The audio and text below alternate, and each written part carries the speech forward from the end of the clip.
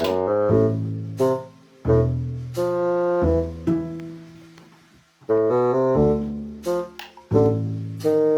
bu ne? Oha!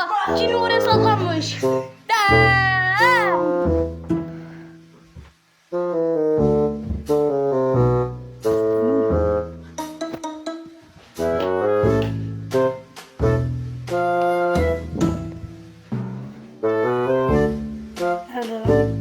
Yok oğlum. Yok. Oğlum ne alaka burası?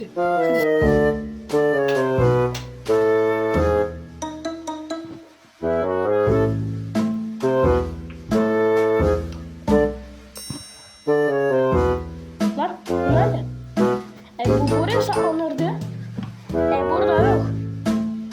Buraya bakalım. Buraya da saklandı. Burada da yok. Kalemle içine saklandı ama yok. Poşetler içine saklandı yok. Bu nereye gitti ya? Allah Allah. Fırının içinde olmasın? Bakalım bir fırının içine. Şık şık. Oha bu odamış. Bulamadım tabii ya. Bileyim. Arkadaşlar yani Tuncay kapat bakalım ışıkları. Arkadaşlar yeni tıklanmış. Bu demiş ya. Şöyle Türkan de. Ben la.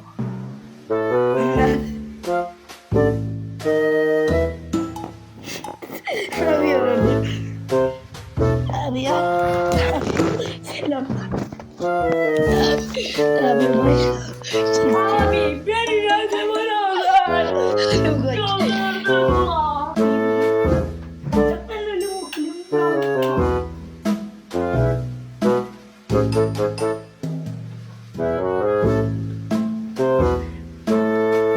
Oha ya nereye gitti bu çocuk? Arayalım bakalım şöyle. Selim de içinde olabilir. Aygır gibi. Bakalım şöyle kolanın yanı içinde var mı? Yok. Satasına balkonuna bakarım. Şurada var mı? Yok. Şuraya bakalım. Burada da yok. Ito si Paulo Duterte, maliit pa lang, ako na ang nag-i-escort. Kami ni SPO2 Maranga, SPO2 Baloran.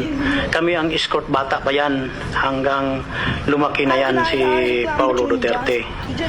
Meron na siyang asawa, gamit yan ng drugs, ito si Paulo Duterte.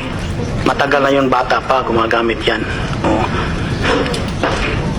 So pagkakilala mo, dahil maliit pa si Paulo Duterte, ando doon ka na sa pamilya? Nag-escort ka? Opo, kung pumapasok siya ng Ateneo, sumasama kami sa mga escort, daron lang kami sa labas, may hintay. So sa pagkakilala mo, since nandoon ka sa loob ng pamilya, ay si Paulo Duterte ay isang adik. Yun ba ang sinasabi niyo? Opo, ay gumagamit man siya, pero hindi yan nagtutulak, hindi natutulak. Hindi nagtutulak, pero siya gumagamit ng, ano ba? Nang siya, Ang pagkakaalam mo, umuutos, Edgar. hindi lang umuutos ng pumapat si Paulo Duterte ngayon. Dahil parang sadista na rin sila. Marami nang inutos niya ipapatay, pinapatay. Ganyan yan yung parang sabog pumupunta sa amin. Doon kami pumunta ng opisina, parang umuutos nga parang manok ang tao sa Davao City. Walang dahilan.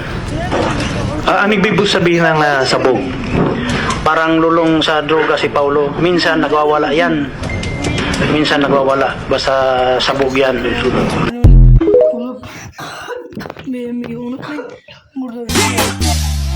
Titigan mo, pasawaan mong tingnan.